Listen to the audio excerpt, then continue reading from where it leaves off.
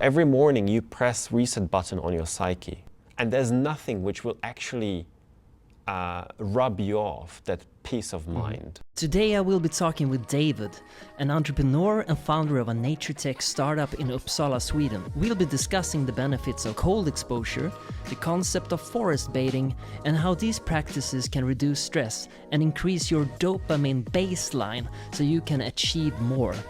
So if you're interested in boosting your health using natural methods, this video is for you. I'm Jonatan, a Swedish software engineer and entrepreneur. Let's begin. Thank you so much for being here with me today, David. Thanks, Jonatan. I'm stoked to be here. So let's talk a bit about cold exposure and how did you get into this fascinating subject and what's the benefits? COVID. You still remember the angst when the virus was still spreading? I remember myself sitting on a sofa watching the news of it spreading to South Korea, and then a week later it was in Italy and so on. So obviously angst and worry about your health has motivated me to boost my health. I read about cold exposure in many magazines. And then I opened up my app where I used to buy audiobooks at the time. And then Wim Hof method audiobook was just released. And I've heard of him. I knew they call him Iceman. I wanted to figure it out. I bought it right away. The next day, basically 12 hours later after the purchase, I was already, showering with cold water, doing push-ups. The week after, I was already doing my, first bare-chested ski run. Oh, wow. 1 month after, I did 40 kilometers bare-chested. And speaking of the confidence, 3 months after, I did the book purchase. I did climb Åreskutan. That's a pretty windy mountain in the center of Sweden. Yep. The mountain was closed off for extreme wind. Nobody was allowed to ski up there. Crazy. But I went up, bare-chested. It was 17 meters per second strong wind, -7. So that's, I don't know, how does that feel? If you combine that, the real feel, but it was decently cold. I was, again, frozen beard. So after you started practicing this, you were able to see a noticeable difference in your life. You were able to achieve much more. It's the best investment I've done, except for my master studies. Your stress goes down, your angst plummets. As a consequence of that, your immunity gets boosted because cortisol is actually dampening your immune system. And here we come back to the COVID story, right? So because you kill stress, because you kill angst, you boost immunity. I've never tested COVID positive. So stress, right, is a consequence of the cortisol hormone. When you do cold shower and you do deep breathing as a consequence to mitigate the shock, you will release a lot of endorphins and serotonin and cannabinoids and whatnot, which will actually sort of neutralize the cortisol effect. And you piss cortisol out, literally.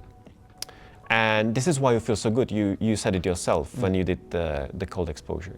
The angst, I think, disappears because you are suddenly in the present moment. I mean, when you have ice cold water falling onto you, you will not think of any meetings or any unpaid bills. It centers you in the moment. Yep. Completely. You have to breathe and focus on the breathing. There's nothing else in the world. Right.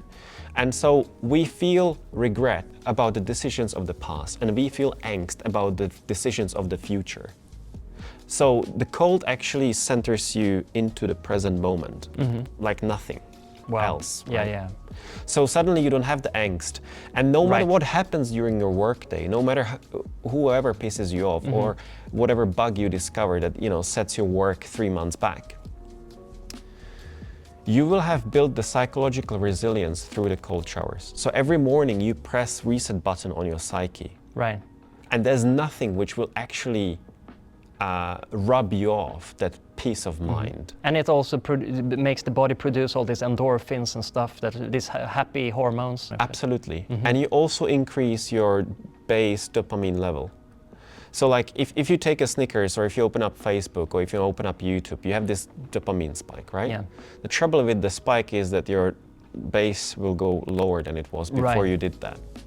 So long-term cold exposure and deep breathing will actually increase your baseline. So you will actually do more. Wow. Because you will want to do more. And this is why I think this is one of the best ways how to tackle depression, which is non-pharmaceutical. Right. It's a very interesting topic. One other very interesting topic, that's this Japanese concept called Shinrin-Yoku. Yes, Shinrin-Yoku. Or forest bathing, as it's called in English. Yes. So what's this? I've read about Shinrin-Yoku from a book by Professor Xing Li. The 1800s and 1900s Japanese doctors would send people to the woods if they had certain type of ailment to get themselves cleared up, right? They knew there was something in the woods that made people healthy. They couldn't know what it was exactly, but the modern research between Tokyo University and Uppsala University actually has done cross-reference study on different species here in the boreal forests of Europe and then on the forests of Japan. And so they were able to dissect what in the woods makes us actually healthy. Really? And so we have the physical health and then the mental health block, right?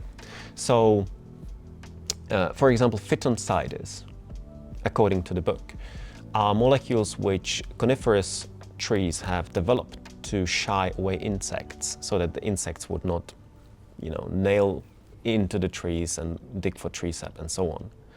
So these molecules, which the trees have developed, when we breathe them in, double the amount of white blood cells, plus it actually increases their activity. So if you actually take the coniferous needles, rub it in and smell it for like 2-3 minutes of particular species of those trees which actually have the phytoncides, you will boost your immunity. It helps you to be more cancer resistant by increasing the activity of the T cells, which I think are the killer cells that are killing cells which have cancer. So there's scientific evidence of just being in nature is good for you, good for your health. I did not read the scientific reports themselves, but I read the popular literature book called Shinrin-Yoku from the professor who has actually done a lot of, a life worth of research. Yeah. So at least if I quote the book, I believe, yes, there's shitload of research. I mean, you feel good when you're in nature, period. It's very simple to feel it and, the sensation. But this is like a more of a scientific approach to what's actually happening to your body. Yeah, we have like 5 senses, according to some literature 6, but let's say we have 5 senses, right? So the phytoncides, through smell, where the interaction is the smell, help you boost your immunity. But then you have sight. And so sight makes you see patterns in nature. Nature is actually quite often very patterned, and it creates fractals. Fractals are when you have some kind of geometric precision between certain parts of the organism and, for example, branching. If you study a tree, you will see that there is some geometric method to the madness, how it actually branches out. Right. If you look at ferns, it's the same. You will find a lot of geometrical patterns. Now, Shinrin-Yoku research has discovered that if you look at fractals, i.e. the splitting of the organism, you will cause your brain to end up in a state called soft fascination, mjuk fascination, as we call it in Swedish. And that itself regenerates your brain. That's crazy.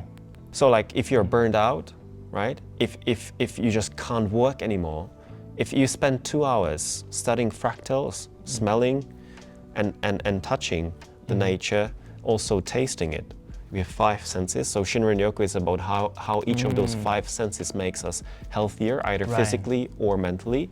So if you give it once a week, 2 hours in the woods, you will boost your both physical and mental well-being. Yeah, that's incredible. That's so cool. I love this topic. And there's a reason also we're in an office now, but there's plants everywhere. And it really has an effect on us humans. Yes. So cold exposure, Shinrin-Yoku or forest bathing, anything else there? Or that's a good start already? Yeah. First I started to apply Shinrin-Yoku, and that has helped me to become more resilient towards infectious diseases. The Wim Hof method was like a boost on top of that. And that really gave me self-confidence and brought my well-being to a whole different level, particularly because you remove stress and angst from your everyday life. It's very affordable. Like you only need, it's for free even. You don't have to pay anything. Yeah. You can just go out in nature, take a cold shower. Indeed. And you know, if you look at the plots of land which the economy makes most valuable, right? A block in Manhattan, right? The more valuable assets are, the less nature there usually is. So the modern economy tends to evaluate less, like zero nature index, like zero greenery index usually elevates the economic value of a plot of land. But if you think about it, it's the other way around where it should be. We should have economic evaluation to plots of land where, you know, people feel good. Sure. By living there and working there, right? I agree, 100%. If people want to connect with you, you have your nature tech company, you have social media. I know you're doing even some podcast yourself. Yes. So I publish my writings on medium.com/@Jirout. Some of it will come also on my Acast hosted podcast called Reveries. Regarding the business, we have our webpage, illuminum.se, where people can reach out to us or they can drop me a message on LinkedIn. Perfect. So if people want to get more sustainable and eco-friendly, this is the guy. Thank you very much. Thank you for joining today. If you enjoyed it, consider subscribing for more and have a wonderful day.